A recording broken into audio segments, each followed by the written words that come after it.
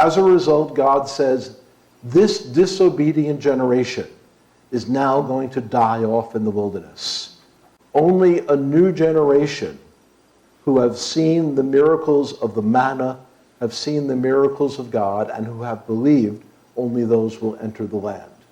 And so they wander around the desert. And again, this red route is just speculation.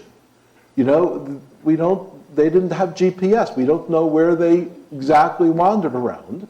But at some point, they cross the Jordan River, and when they come to take the land, they are attacking from the east. They are attacking from Jordan. That's, again, something that Arnold covers in a number of his courses, the Exodus course, and other courses here as well. So we don't really have time to rehearse that, but it's good to get a basic timeline.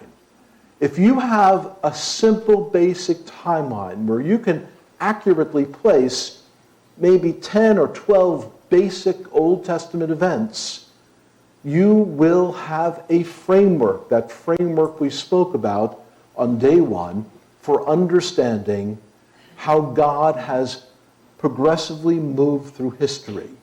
The biblical narrative is not random, it's not capricious, it's not scattershot, but rather God is moving through history to bring to pass that which he promised in the Gan Eden, in the Garden of Eden, where he said that one day a Messiah will come. That's a whole study of its own in Genesis, but as soon as Adam and Eve ate of the forbidden fruit, and the act of rebellion was not eating a piece of fruit. The act of rebellion was disobedience and trying to exalt oneself to the throne of God.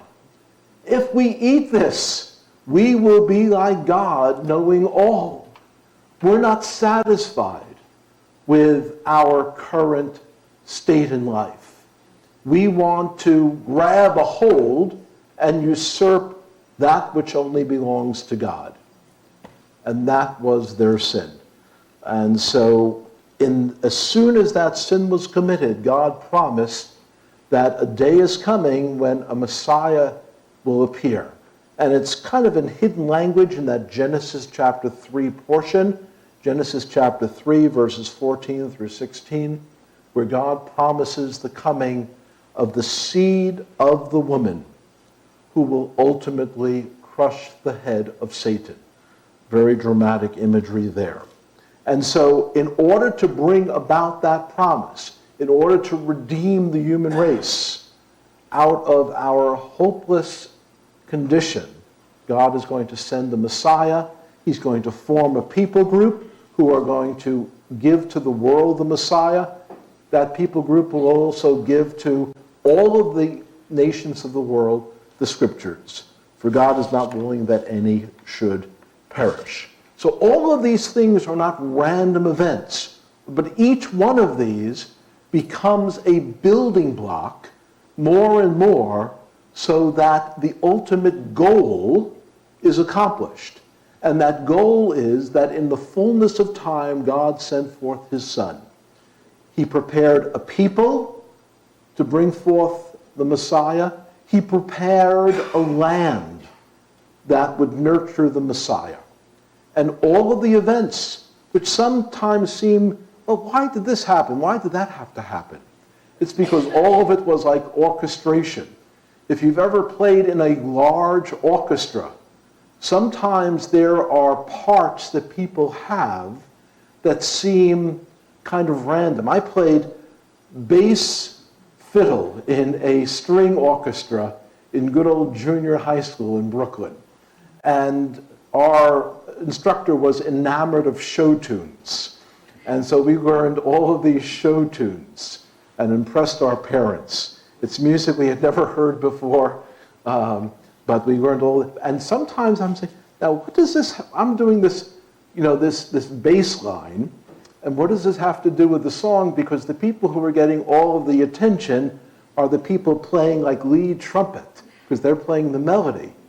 I'm just kind of in the background soaring away, but I'm providing the base. I'm providing the thing that carries the thing along. And so, yeah, I was standing in the back. It didn't seem to be too prominent. And sometimes some of the events in the Bible, how does that fit into the entire story? Ultimately, it does, because God's going to orchestrate all of that toward the ultimate purpose. And the ultimate purpose is the coming of Moshiach. And so you have here in your notes, Roman numeral 3, you have these wilderness wanderings. One of the things that needs to be said here about the giving of the law is that, and it's almost always misunderstood in evangelical circles, Israel has a relationship with God that is a theocracy. In your notes, capital Roman numeral 3, capital B, the covenants made during the wanderings. There are these two covenants, the Mosaic Covenant and the Land Covenant. The Mosaic Covenant and the Land Covenant. The Mosaic Covenant, of course, was made at Mount Sinai. It is comprised of 613 laws. If you go through Exodus, Leviticus, Numbers, and Deuteronomy, and you carefully count up all of the laws, you should arrive at the number 613.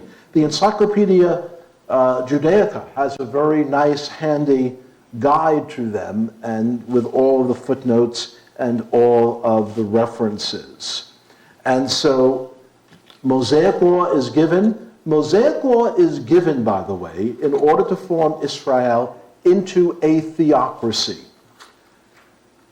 Democracy was never God's idea. Okay? When you want to sit on the throne, well, that's a human idea. Right now, we are certainly under human rulership. America is not a theocracy. Individuals, and I'm going to get in trouble with some of you for saying this, individuals can be born-again Christians. An entire nation cannot be born-again Christian, cannot be in a theocratic relationship with God. Now, I am fully a fan of all of the founding fathers of this country. I know that many of you are from other countries, but there were many of the founding individuals in our country who were committed believers in Jesus the Messiah. And many of the principles that our country was founded upon are Judeo-Christian principles. However, a country cannot be Christian. A country cannot be redeemed by the blood of the Lamb. A country can be made up of perhaps a majority of individuals who are believers. When I was in New Zealand, there were interesting times when people were talking to me about Samoa. And there are significant percentages of people in Samoa who have been evangelical at any one time. Probably more so in previous generations, perhaps.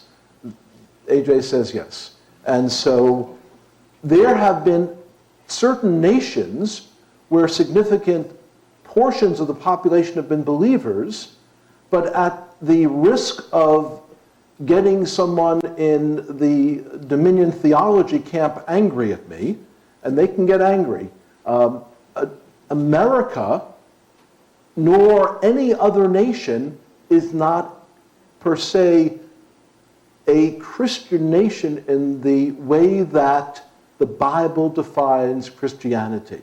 So why do people say America is a Christian nation? Because we were founded upon Judeo-Christian principles. I appreciate those principles. I wish they were far more in practice. There was a time when even reprobate individuals, people who were committed to sin, where they recognized that in order for society to run smoothly, society as a whole had to be committed to Judeo-Christian principles. Some of the founding fathers said that the Constitution is only a useful document if it governs people who have an inner moral compass. I'm paraphrasing, but that's essentially what the founders had said. that all the documents we're giving you only are efficacious, they only work if the individuals whom they govern have an authority that is not themselves, have a moral relationship with the God of creation.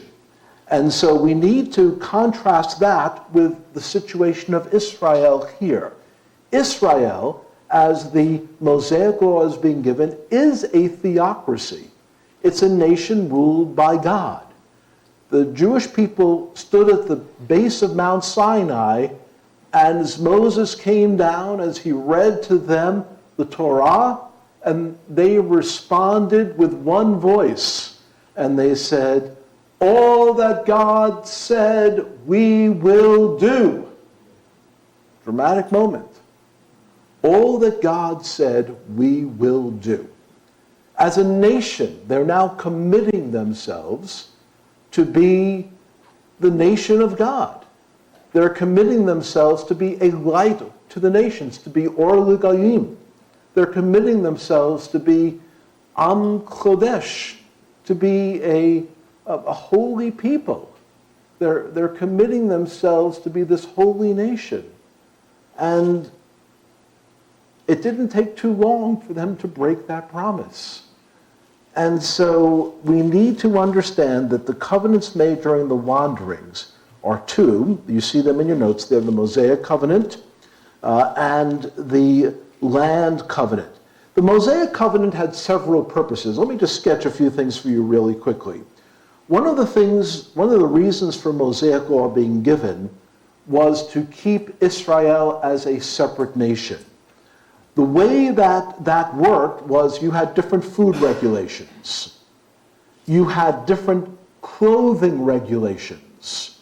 Men were to wear tzitzit. On the corners of their garment, they were to wear fringes. Men, well, in fact, all people were not to be wearing garments made of mixed thread, of wool and linen, wool and cotton, that sort of thing. What? No blends? What do you mean, no blends?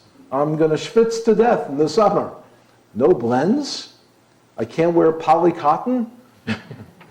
What are they thinking there? And so some people have tried to understand why these things were given. And they'll try to look at modern reasoning to try to lay that modern reasoning on the biblical situation. For instance, they will look at the food regulations, kashrut, the kosher food regulations. The Jewish people were prohibited from eating shellfish, most sorts of shellfish, and from eating pork. And people will rightly then point out some of the diseases that can be carried by shellfish and by pork. Well, those things are true. However, the primary purpose for which Mosaic Law was given was not for health regulation, but rather to keep them as a separate nation. So don't get carried away by people who will make videos and say all of these food regulations were things that were done primarily for health, and that's why we should keep them today. Recognize that the regulations of what you should eat, what you shouldn't eat, what you should wear, what you shouldn't wear, when you can do all kinds of things in life, were given to keep them as a separate nation. The book of Deuteronomy is a kind of a rehearsal of all that went in the previous three books. Deuteronomy is a second statement of the law. When Moses comes here to Mount Nebo, all the way in the top right-hand corner, he already knows at this point that God has told him that he's not going to be able to go into the land of Israel. So he has maybe several weeks. The book of Deuteronomy is only several weeks long. And he has several sermon opportunities to say to the people of Israel, you're about to go into Canaan. You are a nation that has come up during the wilderness wanderings. He's looking at people who, for the most part, were under 40 years of age. They had never encountered idolatry. That early generation that worshiped the golden calf, they were wiped off the map. This new generation that was ready under the leadership of Joshua to go into the land was a holy nation. Moses has his last shot at saying to them what to do, what not to do. The most famous phrase of Judaism, where it says, Shema Yisrael, Adonai Eloheinu, Adonai Echad, the rabbis translate as, Hear, O Israel, the Lord our God, the Lord is one. Messianics have often translated as, Hear, O Israel, the Lord is our God, the Lord is a unity, because the word Echad can be translated as unity. They're both wrong. What's the context? A verse, apart from its context, is a pretext for anything. The context is you're about to go into the land of Canaan. There is idolatry there. And so Moshe Rabbeinu says, Shema Yisrael, Hear, O Israel, Adonai Eloheinu, Jehovah is our God, Jehovah alone. The word Echad is used in some parts of Scripture to mean alone or by itself, the only one. Worship Jehovah alone. In the latest edition of the JPS translation, Jewish Publication Society translation, the one that came out in the late 80s or early 90s, it actually uses that translation. Why is that a big step? Because for the rabbis, they try to disprove the Trinity by quoting to you Deuteronomy chapter 6, verse 4. What do you mean 3 in 1? Haven't you ever heard, Hear, O Israel, the Lord our God, the Lord is one? He's not 3. It doesn't say 3 in 1. Messianics respond, oh no, look at this word Echad. Here's where it means several within one. And they've got that point. They're correct as well. But in context, the verse is saying, worship Jehovah alone, not all the gods that you will encounter in Egypt. And so, a purpose for the Mosaic Law, here in Roman numeral 3, verse capital 2, Mosaic Covenant is given to keep them a separate nation, to make them stand together so that they're not influenced by the people around them. They were wearing different clothing, which marked them. In one sense, it's an embarrassment, but in the other sense, it reminds them that they do not belong to themselves. They have been purchased with a price. And so there are, Arnold has a whole drash, he has a whole paper on the purposes for the Mosaic Law, and I would commend that to you. Another covenant, and you see it in your notes there, that was made during the wilderness wanderings was the land covenant. Here's a notation for that. Deuteronomy chapter 29, verse 1 through chapter 30, verse 20. Deuteronomy 29, verse 1 through chapter 30, verse 20. The land covenant actually anticipates the fact that the Jewish people are going to fail to keep the law. Even in their failure to keep the law, the land will remain theirs. There are some people in replacement theology circles and hyper-reform circles who will say, the Jewish people lost the land of Israel when they rejected the Messiah. Well, there are many instances in the Scripture where the Jewish people are said to be in disobedience, but they are still called the people of God. Why? Because of the eternal Abrahamic covenant. The land covenant is given as an eternal, unbreakable covenant because Mosaic law is conditioned upon obedience. Okay? Catch the difference here. Mosaic law is conditioned on obedience. Break Mosaic law and you suffer the consequences laid out in the latter chapters of Deuteronomy. Thus the need for a separate land covenant, which states very clearly in the text that the possession of the land is undisputed. Two-part phrase here. Possession of the land is undisputed. Enjoyment of the land is conditional. If you are in disobedience, you don't get the benefits. And for the vast majority of the life of Israel, they did not have the enjoyment of living in the land as a free people. There's a very stirring phrase in the Israeli national anthem, Hatikva, which says, Liot am chavshi be'artzenu. Liot am chavshi be'artzenu. To be a free people in our land. Eretz Zion v'Yerushalayim. To be a free people in our land.